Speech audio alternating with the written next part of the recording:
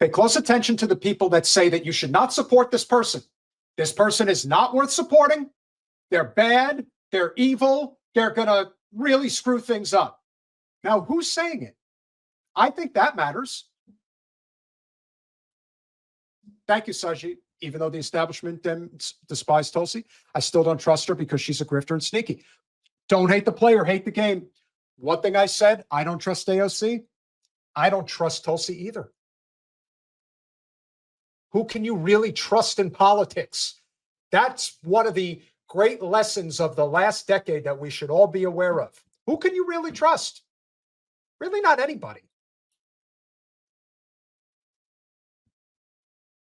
I don't trust Matt Gaetz. I don't know him. I don't particularly think of him one way or the other. Let the legal proceedings pan out the way that they're going to pan out, particularly when it comes to his legal situation as well.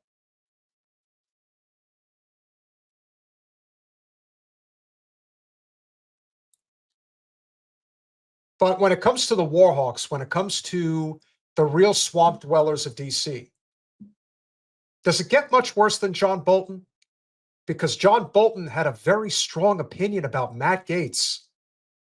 If anything, this is an endorsement of Matt Gaetz, in which I would support Matt Gaetz simply because this son of a bitch says that you shouldn't. So here's what he had to say. It was the worst cabinet level appointment in history until they then heard about the Matt Gaetz appointment. Really, my reaction was that this is like the legend of Caligula, the Roman emperor, who wanted to nominate his horse as a Roman consul. You had to be a Roman senator at the time to be a consul, and it was intended to show how demeaned and degraded the Roman Senate had become. I would like you guys to put in the chat what you think John Bolton does in his spare time. What does he do for fun? The funniest response will get acknowledged. Let's hear what you have to say.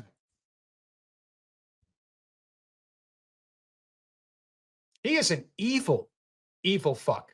And I have been watching this guy since at least over 20 years. And I distinctly remember him back in 2002. He was one of the loudest, most fierce advocates for the war in Iraq. And he was so staunch about it.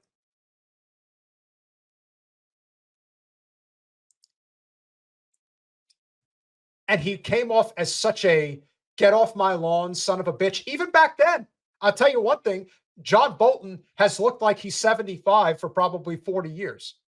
So this comes as no surprise. But mad son of a bitch. Bloodthirsty. Chicken hawk. Pussy.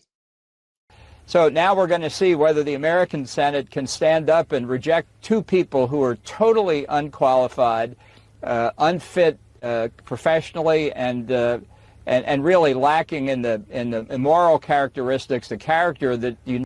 Well, if anybody would know a thing or two about lacking moral character, it's definitely John Bolton. So I guess he's got something to say in that regard. John Bolton is the ultimate neocon imperialist. He's probably got one of these, which is always dangerous. Having one of these and not being very tall are two of the most dangerous aspects of men in politics. Always be wary of that.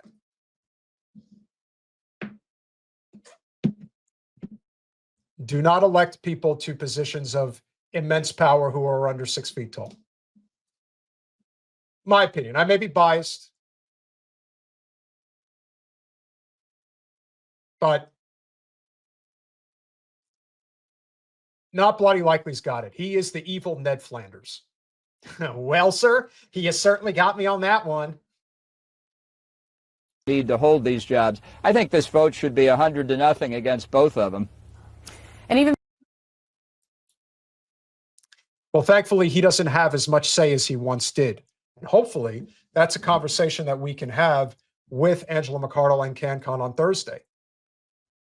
Does the libertarian wing of the GOP now have enough say where they can start pushing out people like John Bolton to where the only place that they have a voice is on CNN?